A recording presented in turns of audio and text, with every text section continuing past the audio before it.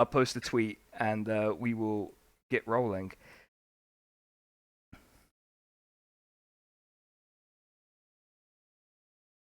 Okay, there you go. The tweet is up. And we are, yep, everything is working. I've just had a look at all of the stuff. So we'll wait for people to filter in for a bit, and then I'll do the announcements. Oh, and participation is already here. Well, thank you. Thank you for being here so early and so promptly. I really appreciate it. Yeah, thank you for the thread where I could talk about Leatherhead and what it is. Oh god. Hey Bummatron. Yes, okay, people are already filtering and I guess people were excited for this one. I can't imagine why. They're not this excited when it's just me. So it must be something else. Can't think of what it is. Okay, so while everyone's filtering in, I'll do a few of the announcements that I have because it's a busy week. And I'll remind you all how you can get involved with the stream. I've left all of my I've not turned one thing on, but I will turn that thing on real quick for you all so that it doesn't confuse you because I've forgotten to turn off the expensive asking question thing and the cheap one on. And no, you can't do that or that. I've got a lot of like random things that I do on the stream that I'm not really meant to do on these topic ones, like guessing my problematic crush because that would derail the stream quite badly, I imagine. So we don't do that. But yeah, so just gonna remind you all that my streaming schedule's a little tiny bit dense this week. So this is what's happening. So on Sunday, it's me and 5 other shit posters. James is not gonna be there, sadly, on Sunday. But it's the 5 of us from the CK2 multiplayer game. That's from 6 p.m. because I'm busy during the usual streaming time because I'm doing cool nerd things for the World Transformed, possibly. Who knows?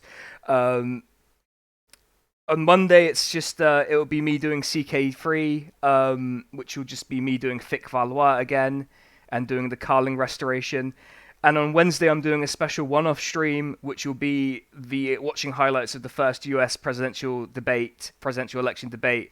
I will be laughing at both candidates equally because I am a horrible centrist and I don't particularly care who wins. If I'm just going to put that out there for you all. That's going to be at 7 p.m. Then on Thursday, we're kicking off October in style with Arjan, Durst Apologist, and Elijah from Podcasting as Praxis reacting to Saint Anger with me. We're doing more music reactions. I'm sure that's going to be fun. Other than that, just a reminder for you all that if you want to ask questions, you can use the Ask a Question function with your golden tonties, which you should do, just so that, and use the Ask a Question function because then I don't lose it. Because if I lose it, oh, okay, we've already got a first question in. Well done, good. Okay, just keep them coming in because that show is going to be relevant. Otherwise, with that out of the way, I'm just going to let my guests introduce themselves in the order that I'm seeing them on the stream. So, James, would you like to introduce yourself first to the chat? All right, folks. My name is James. I've been a comedian for about 15, 16 years now. Started off doing stand-up comedy, moved into sketch comedy, and then started doing playwriting, which is the sort of the wanky end game for all stand-up comedians.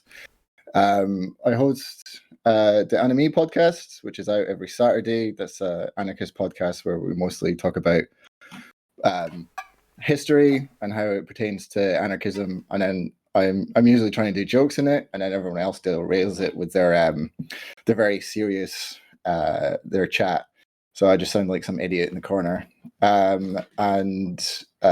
you might know me as Minjily PFAF as well on Twitter and soon to be podcast. Oh, I'm so excited for the podcast. Juliet, you're next on my screen. So would you like to introduce yourself to the chat? Sure, yeah. Thanks for having me back. I'm Juliet Jakes. I'm a writer and filmmaker. I've got a collection of short stories coming out next summer with Influx Press, and I published a memoir with Verso a few years ago. I've also published a lot of journalism with a mixture of like old and new publications. So I have my days of trying to write for liberal centrist publications, Guardian, New Statesman, etc. These days, you're more likely to find me in Tribune or maybe the New Socialist, somewhere like that. Although I did have a piece in the Guardian this week saying that the backlash against trans rights in this country is, in no small part the fault of publications like The Guardian. So yeah, that's there. Yeah, I'm also a filmmaker. I make 16mm films and sort of experimental films and one or two like digital documentaries. I also host a podcast called Sweet 212, which is actually a left-wing arts program. We've been on hiatus over the summer, but there's a huge back catalogue. And we've got a couple of exciting shows lined up for October. I'm not going to say who's lined up for them yet, but there's some good shows on the way. So yeah, that's me. Okay. It is a very good article, by the way, in The Guardian. You should all read it. The final guest, the one that you've all been asking for, Trevor Bastard. Would you like to introduce yourself to everyone? Hello, I am Trevor Bastard. I'm quite lazy compared to the other two, by the sounds of it. I've done improv comedy for about a year. Well, in truth, for about 6 months, and then lockdown curtailed my rising stardom in a small neighbourhood of Belfast. And I run a number of, I guess they're Twitter parody accounts, which centre around a fictional non-league football team called Streatham Rovers. And I look after a child for the rest of my time. Yes. Okay. That's me. Okay. So, with the guests introduced, I'll just introduce everyone to the topic. I'm sure that you all are keenly aware of what the topic is because it's in big writing at the top. But yeah, it'll be no shock to you that some of us might have some pretty strong feelings about British comedy and the state of it. And yeah, fictional. I thought Streatham Rovers were real, and that is only a half lie at certain points. But we might think that British comedy, especially mainstream British comedy that's meant to satirize the powerful, might be a little bit lackluster, I think is maybe the nicest way I could put it without getting us banned from Twitch. And, the big show that comes to mind is how we all relentlessly dunk on Have I Got News For You? And, of course, we've got the big imminent return of Spitting Image, which, I mean, if you've seen some of those puppets, maybe we have some more questions about than we might, than we would like to have. Otherwise, we're mostly going to be talking about how did it go so wrong, or did it go right, in fact, and how can we make it? How can it get back to being good if it was ever good to begin with, or how can it improve? So I'll hand it over back to the guests in the same order as before, just to give their couple of minute thoughts on this. So, James, would you like to go first? So I think the problem with British comedy is it's pretty much a structural problem rather than to do with anything with the talent. If you take the time to go to comedy clubs on a Tuesday, Wednesday night, you're likely going to see a lot of stuff that's very interesting and weird, that's new, that's different. You might see politics or ways that you haven't thought about before, which is what comedy is meant to be. But the way that the comedy industry is structured, especially from about the mid 90s and really kicked off in the 90s, it pretty much precludes any original ideas and any original thoughts getting through. And this, a big part of the problem with this is somewhere like the BBC, which have a monopoly on creating new talent, giving new talent voices. They're very lazy. They're not interested in acquiring new talent that is a different voice anymore, which is what they used to do. They now pretty much wait until someone has got to a certain level, and then they'll give them a TV show rather than foster that talent, which allows you to fail for a while. Which is a broad sweeping statement, but that's as much as you're going to get in a summary there. Okay, thanks. That was a really good summary. Juliet, would you like to give your couple of minutes of thoughts on this? Yeah, I mean, I agree with all of that, and I'd like to sort of expand on some of those points. So, in the early 90s, you got this idea that comedy was the new rock and roll. Stand-up comedians started to fill stadia, and that became the aspiration rather than, um, doing something sort of original or weird or just doing comedy for the love of it. As a lot of people doing in the 80s, people like Malcolm Hardy, Frank Sidebottom, Ted Chippington, Simon Munnery, who were all doing quite interesting things that were closer to like weird performance art. I think a big problem is the format that television programs use for comedy.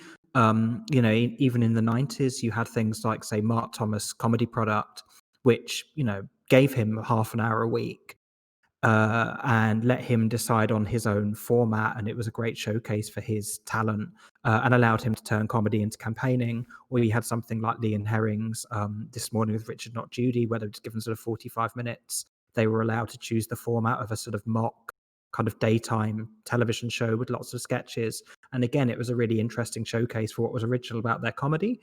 Over the last 25 years, coincidentally around the time that television went much more multi-channel and much more 24-hour, I think TV channels have really relied on panel shows, and panel shows have become the holy grail for comics. It's good for the TV networks because they're very easy to make, they're cheap to make.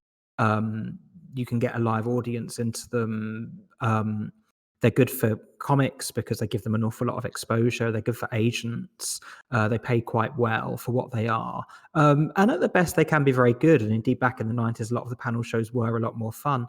I think a big problem with comedy is it, always eventually becomes predictable. And a big problem with that panel show format is that something like Have I Got News for You, which I think we're going to talk about more, puts journalists, comedians, and politicians all on together and just sort of merges them all into what's become a sort of establishment comedy show, really. And then you add to the fact that, like as James said, the TV networks are quite lazy, but there's a sort of class thing going on here as well. And as the industry became more kind of multi-million pound, started picking safer comedians politically as well as formally. So yeah, I think the problem is structural, as he says. Okay, Trevor, would you like to round us off for the opening thoughts? Yeah, well, I mean, I agree with everything I've heard, but I mean, I kind of feel like if we're going to sort of go towards the whole British comedy is shit now sort of thing, we need to sort of bear in mind that there's not necessarily been a golden age of British comedy either. Like, there was always a lot of rubbish comedy on TV, and it's only like the few good things from a whole decade that ever get remembered. And also that I think it was kind of easier to do something vaguely progressive in comedy like 50 odd years ago, with when like things like The Establishment Club is started by Peter Cook and all that, when like sort of merely pointing out these that like judges and stuff who were born in the 19th century are a bit pompous was like groundbreaking. And now we have a situation where that sort of uptight Tory stereotype kind of doesn't exist anymore. And Margaret Thatcher's been replaced by Louise Mensch, and Louise Mensch has probably had a far more fun and outrageous lifestyle than I could ever have dreamed of. And I think that means it's perhaps harder. Not harder for brilliant people like us, but yeah, harder for more mainstream comics to make fun of, to satirize, because it's not such easy pickings. Okay. Okay, so everyone, get your questions in while you can, because I get the first question because I'm in charge. That's the point here. No, just, but I do get the first question, and I wanted the panel to kind of rack their brain and think of what was the last genuinely good British comedy that they saw on a mainstream platform? What was the last good bit of British comedy that you saw? I'm kind of asking you to argue against the plot, the premise here, and just see if there are some gems out there that people might enjoy and why they were so good. So we'll go back in reverse order. So we'll go from Trevor back round. I thought the very first episode of Fleabag was hilarious. I kind of like appreciated it more in retrospect, because, like a lot of people, I was kind of annoyed at yet another depiction of sort of upper middle class London life. Particularly as when I watched it, I'd only just sort of been priced out of London myself. But in sort of retrospect, I was like, oh, actually, that first episode is really funny. There's a lot of jokes packed into it, and it is a charismatic performance. And then it kind of goes into sort of like comedy drama rom-com sort of territory, which I feel personally is kind of cheating, because you use all the jokes and the good stuff up, and then you're like droning on about are people going to get married and all this stuff, and you're like, no, I just want jokes. Well, not just jokes, but I want a lot of jokes. That was pretty good. There was an episode in the last series of Inside Number 9, which is often quite good, which I was particularly interested in because it was a football episode, and it worked. And it's possibly the only time I've ever seen British comedy sort of depict football in successfully. So that was quite good as well. Nothing else immediately springs to mind. Okay. People are mentioning Trevor's Geiger counter. That's because he's in the Fallout universe. It's fine. It's not a problem. Juliet, you're next on the screen. So, yeah, the question's there. If you need me to repeat it, just ask. Yeah, I'd love to name something a bit more recent than the two things I am going to name, especially because they're both things I slagged off in my Red Pepper article. But most of Stuart Lee's comedy vehicle was really good. The second and third series especially were fantastic and really, really good actually at diagnosing what was wrong with comedy in a very funny way. The episode where he talks about what's happened to comedy, I think he's got a guitar, and he just does this whole bit about a comedian talking about how he's got a new kind of toaster that either burns the bread black or just doesn't do anything to it. And he's just going, look, just your toaster's broken. Just keep the receipt, take it back, and just talks about keeping receipts for sort of like 5 minutes. That was really good and very funny, and so sort of formally loose. It barely hung together as a show, and I thought that was great. And the other thing I did really like when I first watched it was the thick of it, which I thought did capture the sort of late Blair, early Cameron coalition government incredibly well, and was very well characterized, was very funny. Now, obviously, I wrote in the Red Pepper article about both Lee and Iannucci not really being able to adapt to the Corbyn period and not really being able to understand somebody who was head of a political party, because they genuinely wanted to use it to bring about certain types of change from a sort of socialist perspective rather than as a sort of personal vehicle towards power. But I did think those two things in the sort of early 2010s captured their time very well and were very funny, even if I'm not sure how well they've aged. Yeah. Okay. And to finish us off, James, your thoughts on the question? Yeah, I mean, there's actually, if you know where to look, there's usually good stuff kicking about. It is hard to find, so you do have to do the slog. There's one sketch show on Netflix called I Think You Should Leave, and that's really good. And it's easily accessible because it's on Netflix, and every episode is a banger. There's Ghosts, which has just started its second season, which is done by the crew that worked on Horrible. Oh dear. Oh no. The my Discord has decided to do the thing it does sometimes. So hold on, everyone. Bear with me. Hold on. Hold on 1 second. Let me jump back in. My Discord does this sometimes, and it's really annoying. Okay, we're back. Let me get the screen. Let me get the screen back on. All right, we're back. We're alive.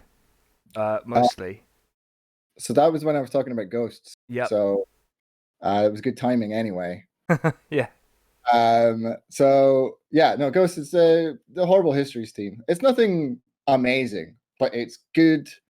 Like, you know, BBC, like 6 o'clock, like family can watch it. Like inoffensive comedy, and so it's really just like nice and pleasant. But if you're looking for something that's a bit more interesting, I really recommend Stathlet's Flats, which is probably the best comedy in my books of the past like 5 years anyway. It's really weird. It's really interesting. I mean, the thing is with comedies, like most of the time, what you're doing is you're playing with status. And so the reason that say something like Bottom is so interesting as a TV show is the way that their characters will change status within a scene. In Stathlet's Flats, sometimes people's status starts in one way in a sentence, and by the time they get to the end of the sentence, it's swapped status like 2 or 3 times in that point. So it really comes at strange angles to get to you. So yeah, if you're a real comedy head and you like to dissect stuff, Stathlet's Flats is a really recommended watch. Okay. So Wario Tifo asked a question that I have in my notes, but he phrased it much, much better than me, so I'm a little bit embarrassed, but we're going to open with his one anyway. What, if anything, can be done to fix the class barriers to success in comedy? And he's given as examples networking, ability to absorb performing at a loss for years, and so on. So what can be done, if anything can be done? So James, we'll go right back to you. We're throwing it right back to you. Yeah, I mean, this is the big one. The sort of the problem with comedy at the moment is effectively the problem with capitalism, and that's just the sort of the be all and end all of it. I would say that probably if people were really interested in fixing comedy, and comedy, like, you know, as far as I'm concerned, quite important cultural artifact that you use, support live comedy. Like, you can't, you know, do it quite at the moment, but, you know, next year, a couple of years, whatever, go out and see stuff. It is really difficult to get people to come and see comedy. And the thing is with comedy is you need to fail at it time and time again to get anywhere. And sometimes it's, you know, the failures that what makes it interesting. There's nothing quite like going out on stage and just being in front of a room of people and like dying or you know, doing really well. You know, and people complain about, you know, oh, no one's doing interesting stuff, but they are. It's happening all the time. I'm doing interesting stuff. You go to any comedy club, you'll see, you know, don't go on the Friday and Saturday nights when the stags are in and things like that. Go on a Monday, go on a Tuesday. Even most comedy clubs that are awful on a Monday or Tuesday are doing, you know, interesting and good stuff. They're promoting people there. And if you do that and make it popular, you know, that gives the comedians that are doing it some cash in their pocket. So then, you know, they can then go on to do other stuff, or, you know, at least they realize that there's a market from there. What happened to me, like, I basically saw the tail end of my age where I started comedy in the noughties, and I saw the very end of what used to be where, you know, you could do a gig in Edinburgh. It was like a fiver in. The crowd would be, you know, it would be like 20-30 people most nights, and it would be really quick as well, because it's Edinburgh as well, so you usually got to like be a bit meta comedy to really get that crowd going, and that's it. Like, it just really made you raise your game. But after, say, things like Mock the Week and comedy became popular and it started to become even more of like a middle class thing to do, the comedy audiences stopped going to comedy and it became more a lads thing again, and you know, always chasing the buck. And then the recession happened, and that was the double whammy. So then everyone was playing it safe. But, you know, look out. There's people trying to set up nights that they'll want you to come to, and there'll be left-wing comedy, they'll be doing that, but people are not going to them. So yeah, go see live comedy would be is the short answer. Okay. Juliet, thoughts on the question? Yeah, I mean, first up, like, good to hear from Comrade Wario Tifo. Hi, hope you're good. And yeah, I mean, I agree. A big part of the problem is just gentrification. You know, I mentioned someone like Malcolm Hardy earlier, who just lived on a boat all his life. I think that did for him in the end, actually. But yeah, it's a lot harder to live in a city and scrape by just not earning any money now than it used to be. So yeah, you know, dealing with the structural state of capitalism is remains imperative if you want like culture that's not, you know, shit and just people talking about toasters and stuff. I mean, it's interesting having been part of the sort of cultural left for about 20 years now.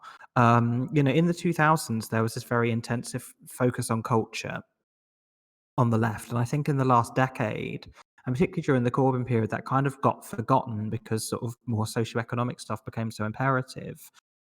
You know, but I look at new media, and there's no reason why you know, crowd-funded models couldn't produce culture. There's no reason why a crowd-funded sort of left cultural channel couldn't be going to the kind of gigs that James was just talking about and just, you know, cheaply filming them and streaming them to people and bringing them to a new audience that way. And, you know, maybe teaming up with, I don't know, people like Navarra or Ever or, you know, sort of New Socialists and other like new left channels and had, you know, producing a sort of cultural output, including a comedic output to go with the more big P political one. I think that's a possibility. Okay, I've definitely had the request before from this chat to do some comedy stuff on here, but I'm not remotely funny enough. I have funny friends, that's really the issue. So Trevor Bassett, round off the thoughts on that first question for us. How to bring a wider demographic into mainstream comedy. I mean, like, in some senses, like, I would say people who want to make it neat should sort of consider online ways of online platforms of being funny. But, like, you know, then on the other hand, you end up getting suspended all your sort of whimsical football comedy accounts suspended because Joe Swinson's apparently killed some squirrels. You know, it's not. You can't really rely on it. And also, Twitter's not very good. Twitter's very good at sort of the people who get the most success comedy-wise on Twitter are, like, at the moment seem to be these people doing that sort of your uncle clapping for the NHS sort of stuff. And I mean, the most successful one of those was the son of Ian Hislop. So it seems to be like, you know, everyone you know is someone's child, including like seeming nobodies who managed to get a viral comedy tweet. So yeah, I mean, I think the idea of actually either, if you can, attending live comedy where things are more interesting is very important, and also Juliet's idea for trying to get together some sort of low level sort of recordings of these performances, so, you know, and provides a sort of alternative to mainstream televised comedy. They're very good ideas, and, you know, don't rely on Twitter too much.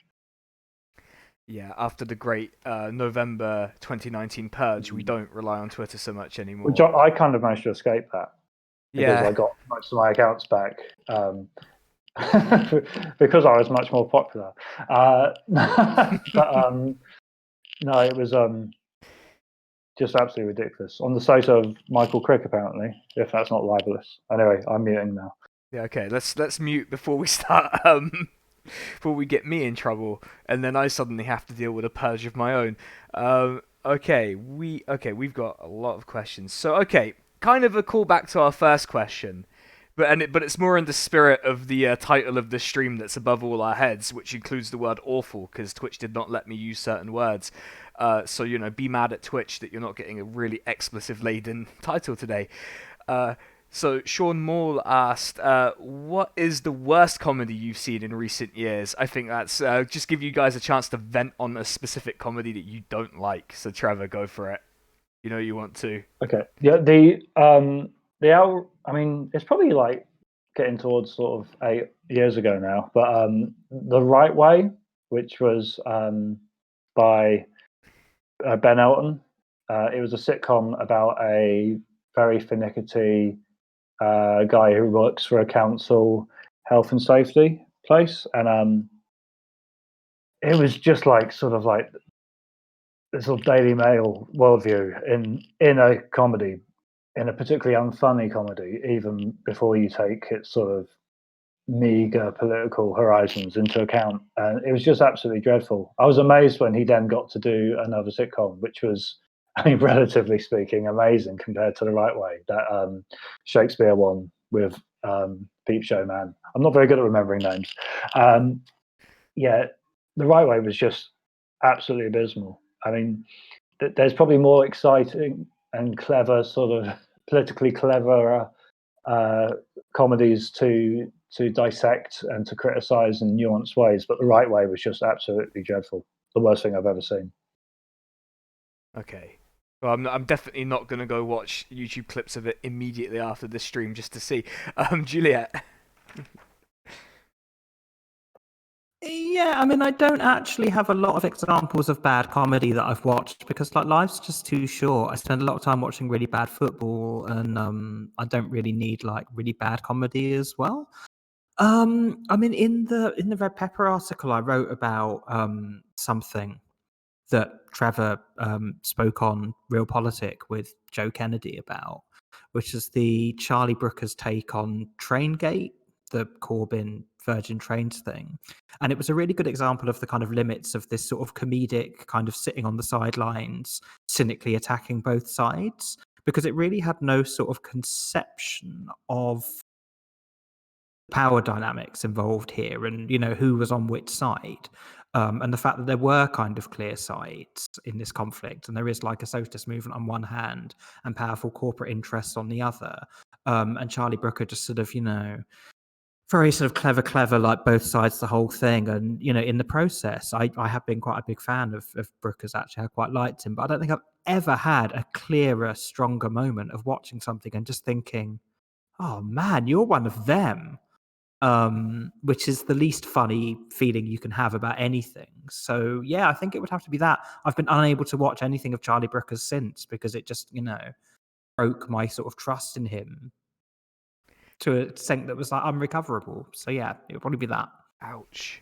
That's some pretty bad breaking of trust. Also, yes, chat, I'm aware we have 69 viewers. It's very nice. Thank you, everyone, for that. It's fantastic. I'm very happy. Okay. James, round us off with the 69 viewers watching. Nice. So, I mean, as a gigging comedian, I do see quite a lot of terrible comedy at the coalface.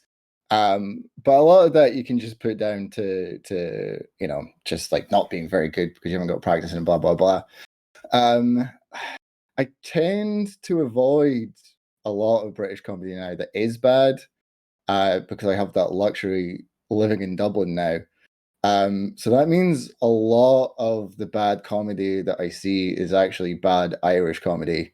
And if you think British comedy is bad, oh boy, Ireland's found a new level for everyone, for various reasons. But yeah, there's this.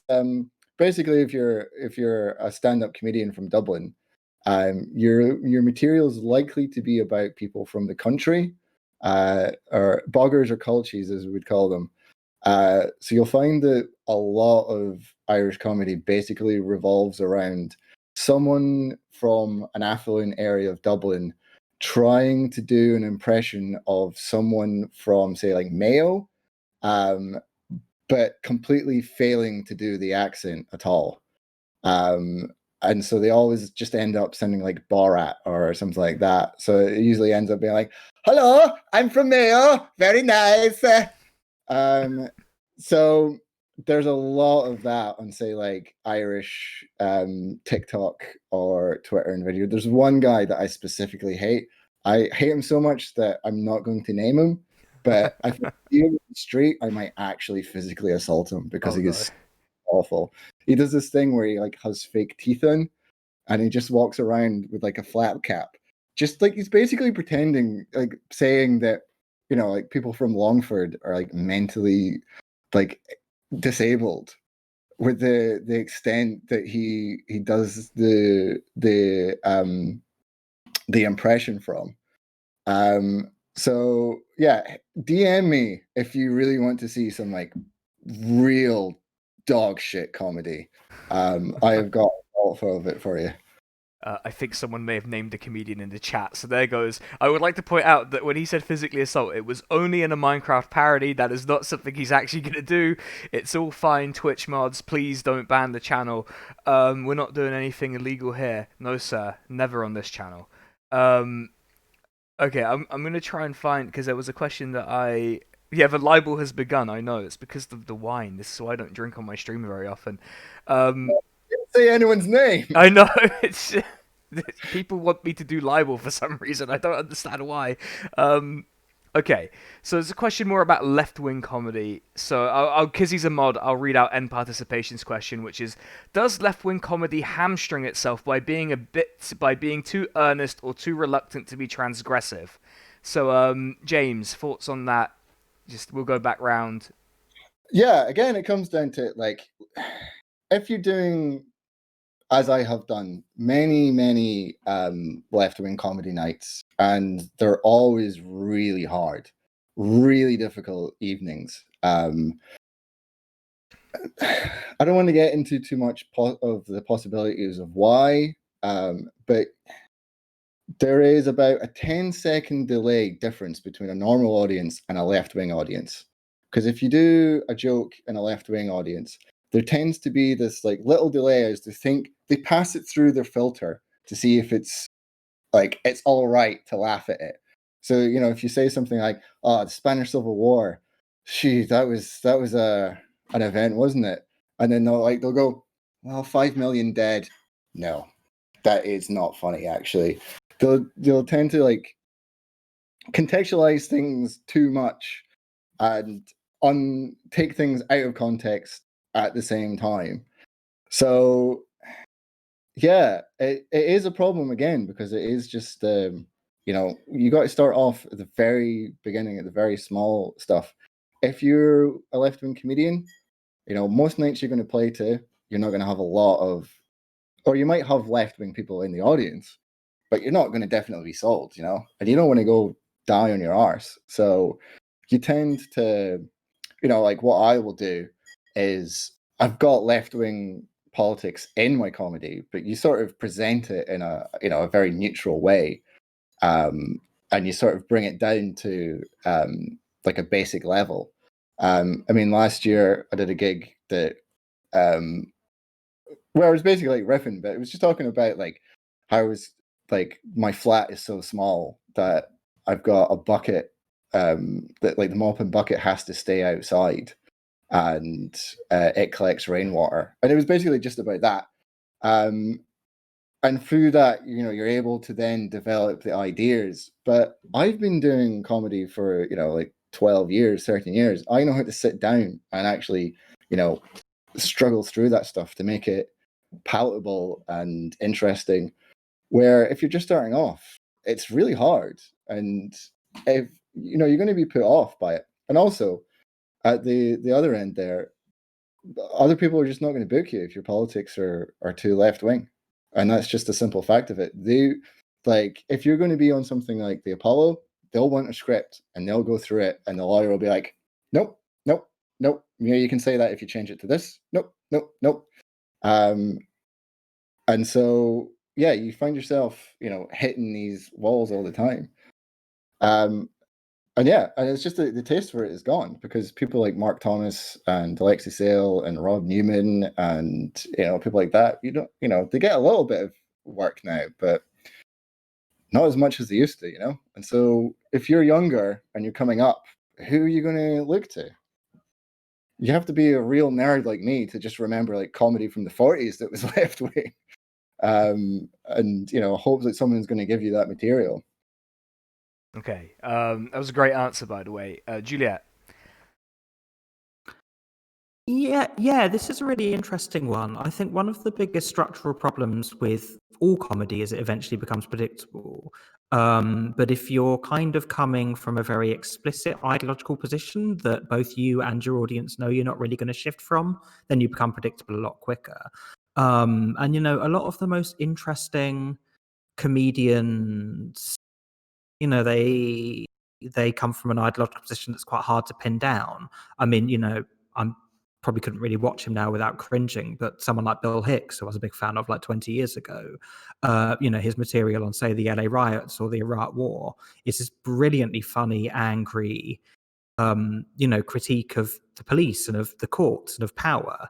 And it fits very well into a sort of left-wing analysis and is also staggeringly funny. Partly because it is incredibly transgressive and, really does dance on the edge of acceptability. And some of the stuff it deals with, but then other times, his comedy is like mildly misogynistic, quite homophobic, delves and sort of lapses into like paranoia and conspiracy theory. But the comedy is kind of, and just rampant misanthropy. But the comedy is more interesting for it. And another interesting example here is South Park, actually. And like South Park can be staggeringly funny, even as its politics are just fucking consistently awful. And again, partly because of that.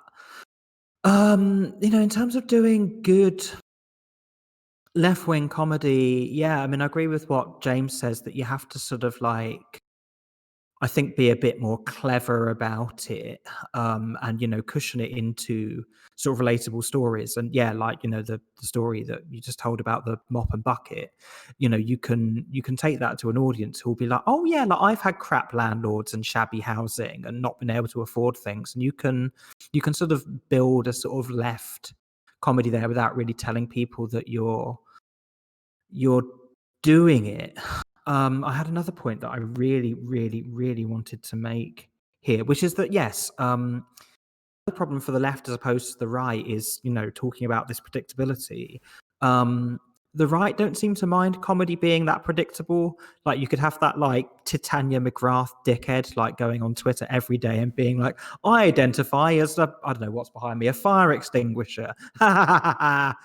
And you could do that joke every day and like his audience just never seem to get bored with it or find it in any way disingenuous. And I think, as well as the sort of, for want of a better phrase, like political correctness filter that James talks about, I think people on the left just,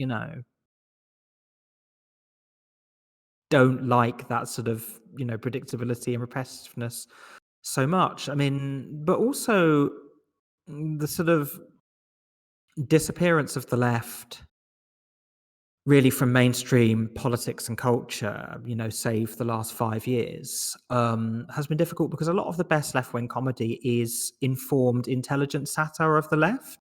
I'm thinking partly of things like Citizen Smith, but also mainly of Simon Munnery's Alan Parker Urban Warrior character, which is really, really funny, is a really good sort of satire of kind of not particularly thoughtful, sort of maybe like anarcho-communist, like loudmouths, who I'm sure we've all met and loved in our time on the left. And again, we'll do things that are genuinely transgressive. Like there's a great Alan Parker bit where Munnery goes and does a gig in Derry, which of course, very very complicated history in Anglo-Irish politics, and comes on stage just like, I'd just like to apologise for the conduct of my country in the potato famine, and then he like empties this compensatory sack of spuds on the stage and they like spill into the audience, and you're like, shit. Is that offensive? Like, what relationship he's building with the audience, and it's quite hard to tell. I think a lot of good comedy relies on unresolved tension. And to give like a couple of examples, there was a guy called, well, he's still performing, a guy called Ted Chippington, whose comedy was largely based on annoying people. And what he used to do was stand on stage telling basically the same joke over and over and over again in a slightly different way. It was always like, I was walking down this road the other day and this chap came up to me, and then just something rubbish happened. Like a terrible pun or something, or something that doesn't really make sense, and then would do these sort of terrible, like Casio covers, like these deadpan versions of Rock Around the Clock and stuff like that. And the tension that made it funny really was like, why is he doing it? Because if he, came out and said, oh yes, no, I've really thought about comedy, and this is a really, if there was some theory behind it, it would kind of ruin it. And I think, again, that's the problem with left-wing comedy. Like, if it's too obvious what a comedian's motives are, then I think you lose a lot of the spontaneity and the interest. So I think it is structurally difficult, and maybe things like sitcoms are better for us, actually. You can structure a left-wing view into a comedy, but again, the second it becomes predictable, I think you've lost it. Okay. All right, I do have two things I want to say, which is, one, I did used to find South Park way too funny before the switch flicked in my brain, and I was like, oh, this is actually terrible, the politics of it are awful. Man Bear Pig springs to mind as a particular episode where they're mocking Al Gore for believing in climate change, which they later apologized for, but that was a bit too late. The other thing is, I've been reliably informed that the BTS army are going after a certain Guardian columnist, so who may be known for getting, for enjoying contact with people in ways that they may not prefer. Apparently that's happening according to the chat, so hooray. But just to round this off, apologies for the interruption. Trevor, please round us off. Right. I hate ostentatiously left-wing comedy. It turns me off.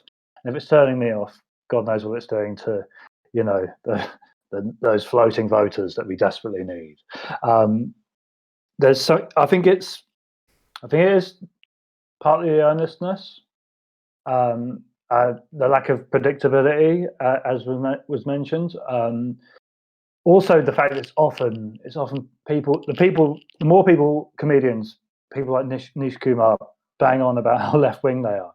It inevitably means they're like a fractionally left of centre liberal who will probably call for the army to come on the streets to deal with a heckler.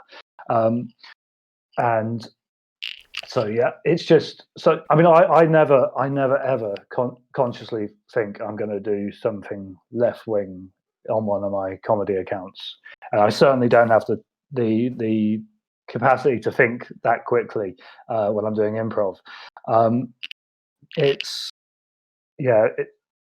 think like some of the I'm left wing as a left wing comedian stuff is so bad. I wouldn't be completely surprised if it was some sort of MI5 psyop to turn people off, potential revolutionary ideologies. It's this stuff. If you do it consciously at all, it has to be sort of skillfully woven in, as James said. And it's bad. I mean, I look back at some of the stuff I do with the whole TBEU, and I'm like, it's obviously, it looks very left wing, but it's because it's for two reasons. It's because a left wing person has made it, which is different to deliberately doing it, and it's also because a lot of the funny things, a lot of the ridiculous things, a lot of the glaring hypocrisies have a obvious political dimension to them, and that's how it comes about. But to do it deliberately, to do it to sort of like express how great you are, all that sort of stuff turns me off enormously in comedy. Okay. We did have a follow-up to that question from Schweinhund, so I will read that out, which is, if the problem with left-wing comedy is the earnestness, is the key to its future in heavily irony-laden US podcaster-type humor, brackets, minus the slurs? Yes, please, minus the slurs, don't do the slurs in this chat. I don't want to see them and I will ban you. Just a fair warning to you all. But yeah, I'll offer a thought, which is judging from some of the Patreons of some of the people in the chat, maybe not so much. But I'll let Trevor follow on from there. Well, I mean, I don't think I've ever listened to a left-wing American podcast, so I'm aware of the sort of stereotype of them being, what's it called, dirtbag leftists, which I gather means they believe in improving the economy somewhat, but you're also allowed to like abuse people for being disabled. Yeah, I mean, aren't they also quite ostentatiously left-wing in their humor, just with this sort of blind spot for being allowed to use abusive terms? It's yeah. I mean, it's yeah. I don't nothing much about that sort of American dirtbag style is particularly attractive to me, to the point where I haven't even bothered to listen to any of them. So yeah, I don't think that sort of forced anti-earnestness is, you know, not that different to being too earnest. Yeah, the same problem exists there somewhere. You know, how about just being a bit more relaxed and, you know, having the audacity to act like your beliefs are normal? Maybe that's what we should be doing. Yes, if you want relax, just watch the stream. This is the most relaxed I've been all day. Yeah, people in the chat pointing out that like Chapo isn't abusive. No one named Chapo, and and just to sort of offer my own take on it, I also don't really engage very well with some of these podcasts, but I think that's just because it's a context thing in my case more than anything else. But Juliet, sorry for interrupting. I saw stuff in the chat and I had to respond. No, that's great. Yeah, I mean, I would say like I prefer the British take on this to the American one, really. You know, I do enjoy and have been on things like Realpolitik and Trash Future, which can be very funny and very cathartic. And you know, I do like, as an approach to humor, this sort of mixture of analysis and humor, and often kind of analysis that's just delivered in a way that generates amusement.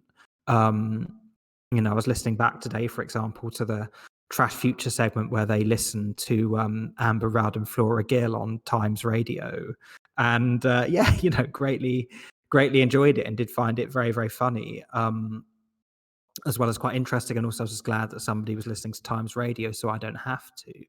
So I think there is something in that approach, yeah, and you know, I think there are a few people in the UK doing it well. I do wonder in Britain how much of it has been tied up with the Corbyn movement, to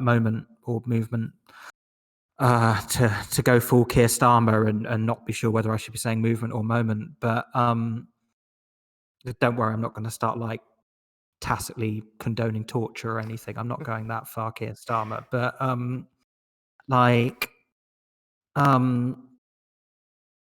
you know, the sort of wave of good feeling that was unleashed by the 2017 election. And certainly if you listen to like Trash Future post 2019 election, humor is, you know, just incredibly bleak, really. You know, what we're aiming for on the left is like a collective political movement. And yeah, I think more collective types of humor maybe suit us better than the more sort of like centrist or right wing, sort of more top down approach to things, where it's like, right, I am the funny person and you are the, you know, proles and you will laugh at me.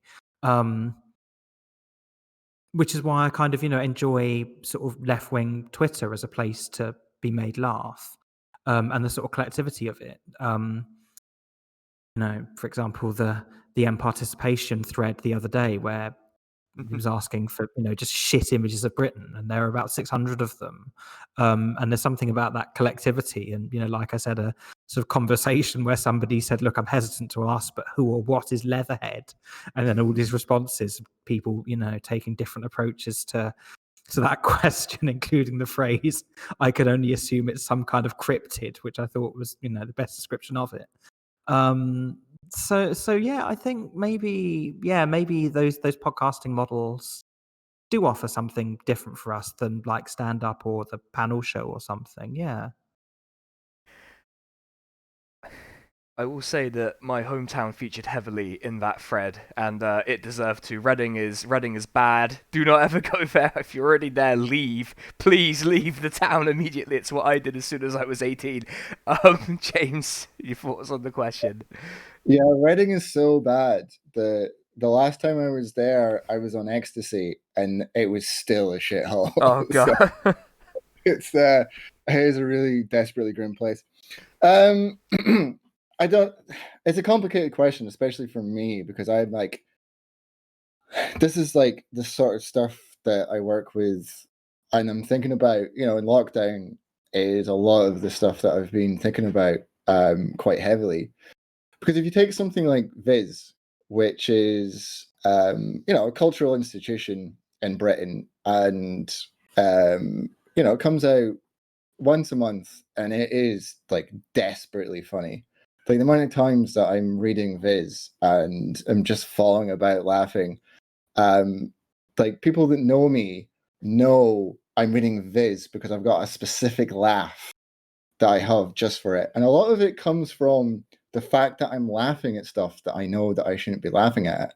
It is broadly, politically correct, but sometimes it isn't. And that's what is, because it's not mean-spirited. It's just stupid a lot of the time. So it might do something that like you politically don't agree with, but then in the next, and you're like, oh, that, but then the next page, there's a guy whose testicles are so big that he has to keep them in a wheelbarrow and then just walk around like that. And so, like, something like Cumtown, which I only started listening to recently, is so offensive. The amount of times that I'm listening to Cumtown and I'm just like, I have to stop what I'm doing. And I'm like, I'm genuinely shocked at what is coming out of their mouth right now. But to me, that's really funny. And I think again, it's because they're being nasty, but not in a nasty way. They're not doing it in a sneering way. They're just being stupid.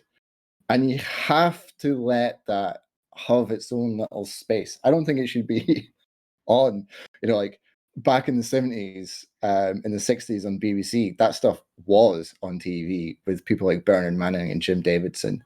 That it should be underground and it should be that way. But so much of the left of Twitter is spent just policing people's podcast choices, and it's ridiculous. Like, Trash Future is basically one of my favorite things, and when I put it on, I feel like I'm talking to my friends, and you're having a laugh. And it's the same with like Real Politics, where they're familiar voices, and it just gives you a real respite. Especially if you don't have, like me, I don't have a lot of like left-wing friends that are two-hand a lot of the time. A lot of my work has always put me in situations where I'm either at work or, I'm gigging, and, like seeing people at the side, and the people that I know are perfectly fine people, but fuck it if they're political in any way. And, as soon as you start going a certain point to the left, you will just drop off their radar and they'll be looking at you like a dog that's just been shown a card trick. And where that line is, it's far, far to the right of where my politics are. So yeah, sticking on something like that is, it's like a breath of fresh air that you get to have. But then again, how many people hate Trash Future and think it's like the most offensive thing? Where I can't, really think of anything that they've ever done that is, out there. The stuff that me and Steph do. If you don't follow Steph and me, what's Steph's things now? At Rebooted Steph, or he's lost his account so many times. But if you look at the things that we do, which is, we try and use the format of Twitter as, the comedy format, and we try and use like newspapers and do it in their voice. And, you know, very often our articles are just so close to being real that it's that whole thing is, you know, you don't know if it's real or not a lot of the time. And sometimes, you know, things that we've come up with has become true, etc., etc. But this is partly because of our audience. But second of all, like, we rarely get anyone in the right complain. Like, a lot of the people that we have targeted have had better reactions. Like, we did an article where we basically said that Dan Hodges is as ugly as the Elephant Man, and died trying to sleep on his back. And Dan Hodges, like, basically, like, mentioned it once, and it was like, oh, it was a good article. He was fine with it, which is the correct way to react to it. But the amount of people on the left that are just like, oh, you shouldn't be doing this. This is too real. Like, you're going to confuse people. It's like, well, you think that, like, and then, like, the picture of Dan Hodges in it is Dan Hodges, but with the Elephant Man mask on, and you can see his little eye through the hole. And you're like, so what, do you think that people are really going to fall for this? Like, there's also this thing on the left where it's just like, you have to give people credit. You have to meet them at your level, because if you're talking down to them, then you're just done for. And that is simple as that. You know, the amount of times that I'm running material past people and they say, don't do that. It's too complicated. It's too intellectual. And it's like, no, it's not. Like, I'm going to go out and I'll do it and they'll get it. And like, even if you don't get it, if it's done correctly, you still get it. Like, you know, when I'm watching like Def Jam stuff from the 90s, I don't understand the references, but I still get it. I understand the joke. I still understand, you know, where it's coming from. But I might have undermined my next question with that. Anecdote might undermine the next question a little bit. But yeah, I would just like to say that the fake articles are fantastic. You should keep doing them. And if anyone falls for it, that's more their problem than yours. Honestly, just gonna put that out there, because I read these and I'm like, no one's gonna believe this. And then I see someone I know on Facebook posting them, and I'm like, oh no, do I tell them what this is or not? I don't tell them because everyone else tells them, because it's so obviously fake. But okay, so Mick has asked, how sad is it that centrists in the right are so incapable of understanding jokes? And his second part of the question is, and how can we shoot Andrew Doyle into the sun? I can answer how to shoot him into the sun, because I'm oddly qualified to do that. We need rockets or a very, very big catapult, and just good timing. Either way, those are your two ways that you're realistically going to do it. Trebuchet, I don't know, I don't think you can make a trebuchet with a big enough counterweight to do it. That's more my concern with it. But to be a bit more serious, we'll go back to James. We'll go to the comedians for the slightly more serious commentary on this. What was the question again? Okay, how sad is it that centrists and the right are so incapable of understanding jokes, and how can we shoot Andrew Doyle into the sun? You can take them in any order. I mean, they get certain jokes, but like, irony just definitely passes by them. And I don't know why that is. That would be an interesting thing to look at. I guess fascism's a very earnest ideological framework to work from. You kind of just say the thing. It's not very subtle. Where, you know, in the left, you're sort of pushed down and you have to, it is like you're constantly being subversive. But yeah, I mean, there's always that thing as well of, you know, the right saying like, oh, you're snowflakes and like everything triggers you. And then, you know, when you do hashtag RAP Jeremy Clarkson, and then they just lose their minds.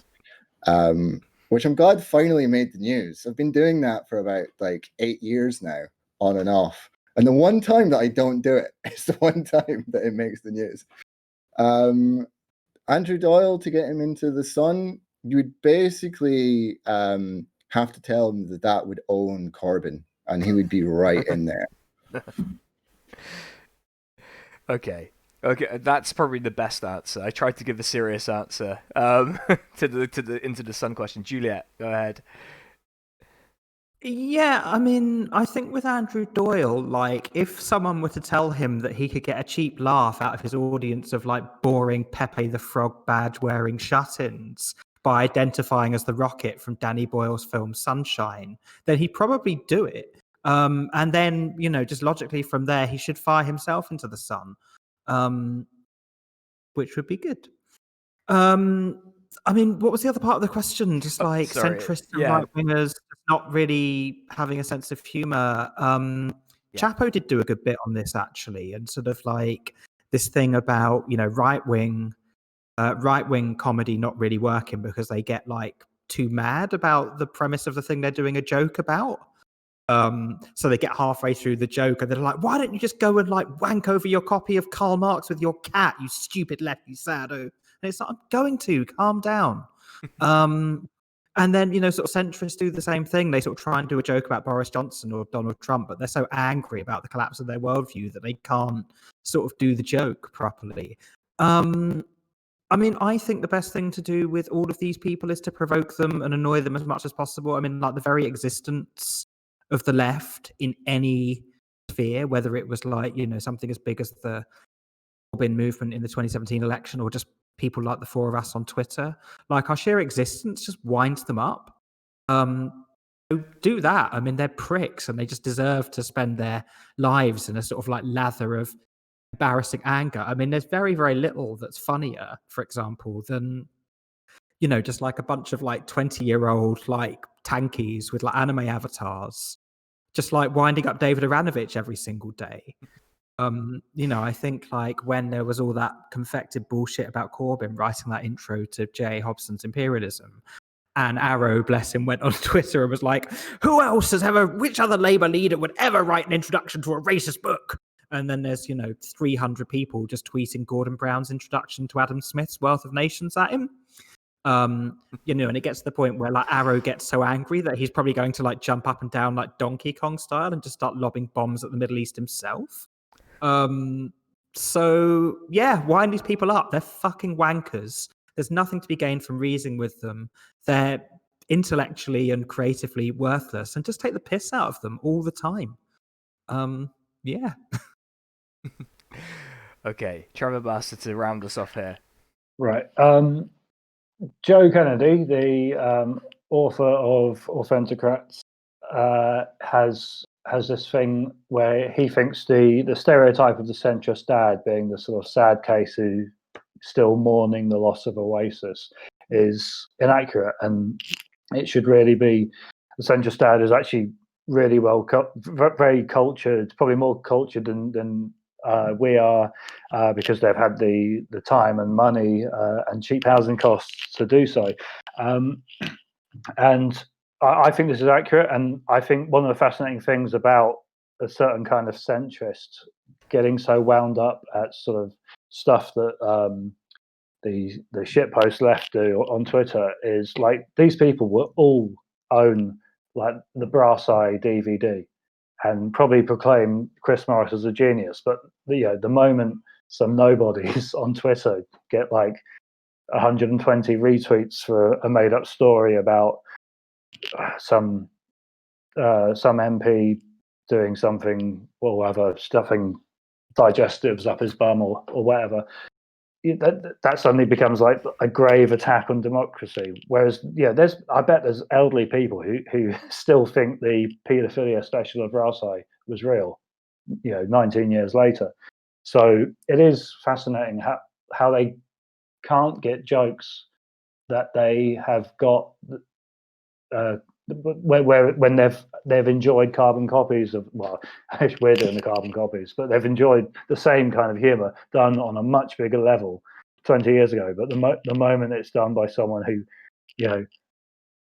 possibly supported Jeremy Corbyn, it becomes like this absolute outrage and possibly the work of Putin's online trolls.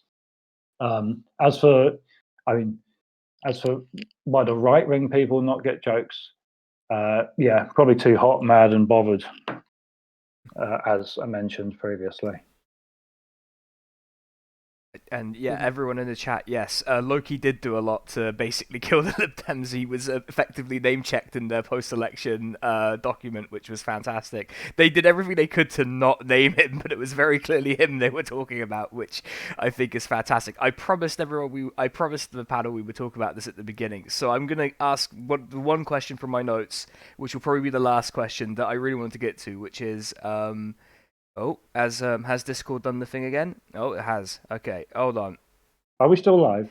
Yeah, Does this sorry. mean- Yeah, What? sorry. Discord has done the thing again, right at the end as I do my last question. We're back. We're alive. Yes.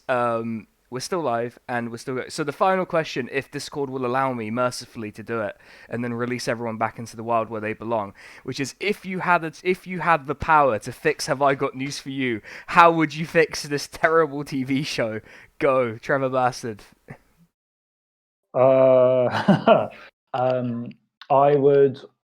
I don't know. I'd release Paul Merton back into the improv that he still does. He's still been performing. He still performs with the same improv group. He's been doing it for 30 years. I haven't seen him, but my improv sensei has seen him and says he's like absolutely amazing. Just the best three-headed expert you'll ever see. So I'd release him back into the wild. He's clearly only doing it for the money. Ian Hislop, I'd pension him off, and give it a go with completely new talent. Maybe they need to not get politicians on anymore. It was all great in the early 90s when Roy Hattersley didn't turn up and they replaced him with a tub of lard. Maybe they need to only ever have MPs replaced with items from the kitchen. I'm not completely against panel shows, but yeah, and it is possible to be. I mean, I probably got the only funny thing in the last 10 years onto Have I Got News for You by accident, but yeah, I mean, like, also, if you like, Have I Got News for You would probably be a lot better if people weren't on Twitter making the same and better jokes within 5 minutes of a news story occurring. And then, like, between 1 and 7 days later, they're doing the same joke. And it's just like, I mean, maybe people who aren't as ridiculously online as us, they probably enjoy Have I Got News for You a lot more because it's not just like sort of timid deja vu of stuff they were doing on Twitter several days earlier. So yeah, but yeah, they've definitely got to do something. They've got to get rid of the old guard. Get rid of them. Ian Hislop's awful. Paul Merton is like a caged animal, I feel. he needs to be released. It's a golden cage, which is very well remunerated for, but I feel like he's suffering every time I see him on it, which isn't very often because, I don't watch it unless I'm on it. I did like the one funny bit that was on because of you. That was probably the peak of the show for me. Juliet, how would you fix this terrible show? I think it's fundamentally unreformable, actually. I mean, there's a very good Harry Enfield bit from a few years ago, and the fact that somebody is sort of, tired and well-worn as Harry Enfield can get very easy laughs out of Have I Got News for You tells you all you need to know, really. I think formats do belong to their time, and Have I Got News for You belongs to the early 90s, and I would echo, like, Trevor's point about, like Twitter, absolutely. I've seen far funnier collective humor about the news on Twitter days before I see Have I Got News for You. But also just the availability of information now. Like, I think, back in the early 90s, sort of, it did work to have people who were basically paid to spend all their time following the news and observing things and picking up the subtext. Whereas, I have a very fond memory of, like, about 18 months ago being in a pub and having the thing that most of my conversations were about at the time, which was Change UK. And, we were talking about what Change UK's party political broadcast for the EU elections would be. And, there's about 6 of us around the table who are all extremely online, following this stuff very closely. And, we were sort of working out which song they would sing. And of course, they would all do like a collective version of Perfect Day. comic relief thing from the late 90s. Like give Mike Gapes and Gavin Shuker a little bit, but like Chaka and Anna Subri would be like duetting for most of it. And we were sort of like all riffing on like Change UK and what they would do. Which, like 25 years ago, there just wasn't the amount of media exposure of these people for you to be able to really sort of do that. So you'd need Have I Got News for You to sort of be like, oh yes, we've noticed these things. It's funny, isn't it? Unreformable, get rid. Okay, James, to finish us off. Yeah, I mean, it's kind of a big question about like what do you do with satire and what is satire? Do you think about, a couple of 100 years ago, Voltaire was writing books that were making people like apoplectic with anger, and Peter Cook was like winding people up, and you have to get bigger and bigger and start getting weirder and weirder until your satire gets to the point where your satire gets to the point where you're genuinely doing something new and shocking. So I think Have I Got News for You should pivot to being a new IRA cell and actually just start killing off MPs and other people of that ilk. It should just have like Ian Dunn on, and then just like that bit in The Untouchables where Robert De Niro just goes bash, and like show that live on TV, and then boy, that's satire. I tell you that, because I'll tune in for that. God. Okay. I would like to remind everyone that this is a comedy stream, so that was all okay to say. That was completely for the purposes of satire and nothing else. Anyway, I think that was our final question, because I did promise everyone I would end this at 8:30 at the latest, and we're basically right there. So before I throw back to our wonderful guests who have been generous enough with their time already, I just want to say, if you do enjoy this and you're new here, follow me. It's always stuff. I've got stuff like this going on all the time. It is always this fun. Subscribe if you're able. Tip me only if you're able. Otherwise, just keep coming back and having fun with us. And I will throw it back to the panel. I'll go from Trevor back round so that they can tell you about themselves in case you didn't catch us at the start. So Trevor, your sign off.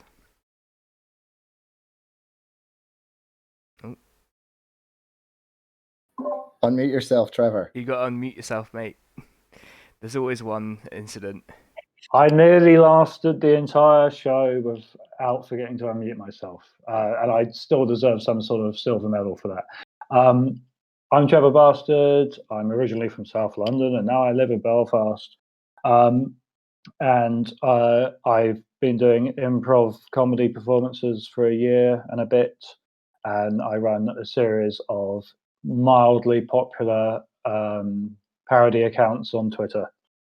And I'm about to be made to look very lazy and unsuccessful by the achievements and talents of the next two people. Okay, Juliet, your sign off.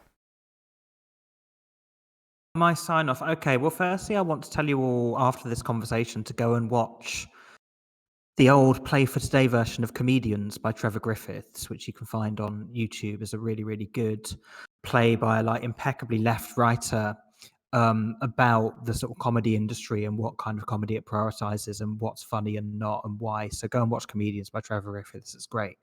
I'm Juliet Jakes. I'm a writer and filmmaker, and I'm a host of the podcast Suite 212. We should do an episode on comedy, actually. We haven't. Oh no, we have done an episode on comedy. So you should go and listen to the episode with Hugh Lemmy about his book Red Tory, My Corbyn Chemsex Hell, which is one of the funniest satirical novels I've read in recent years. Follow me on Twitter at Zinoviev Letter. And check out my website, julietjakes.com. You can find everything I've done there. Okay, and James, just our final guest, send us home. Right. So, first of all, subscribe and start listening to the Anime podcast, Zeneca's podcast. Tomorrow's episode is the second part of a 3-part series about the Spanish Civil War. You can also my account is on lockdown at the moment for job reasons. So don't try and follow me because I won't accept it. but follow at Rebooted Steph. A lot of our articles are coming out in a website now, which is called Is This Real? It's Real.com. The Slaughter and Maim podcast is in the works. I don't know when it's going to come out, but that's going to be a sort of on the hour / jam version of Minjily PFAF's oeuvre. I'm currently editing an episode where I interview Prince Andrew. So I've already been giggling as I've been making that. So yeah, follow Minjily PFAF if you want to see some prime content. That isn't updated very often, but if you want to understand how not to do comedy, then follow Minjily PFAF. Yeah, and then maybe hopefully watch out for the show that I did in February called An Evening with James Connolly. Hopefully going to be taking that to the UK at some point next year if all things go well, and if not, I'll probably have another show going to the Fringe or something like that throughout the UK when things are a little bit more normal. Okay, all very exciting. Right, we're gonna raid End Participation because he gifted some subs and he's left Twitter's special little guy, and so we're gonna go raid him if his stream is up. Is your stream up? End Participation? Better be up. I'm gonna type it in now and see if his stream is up. Okay, we're going to start raiding him. It's goodbye from me. Follow, subscribe, go enjoy End Participation streams. Go follow everyone who's joined us. You can see it on the announcing tweet. Otherwise, we're off to hang out with End Participation. Good night, everyone.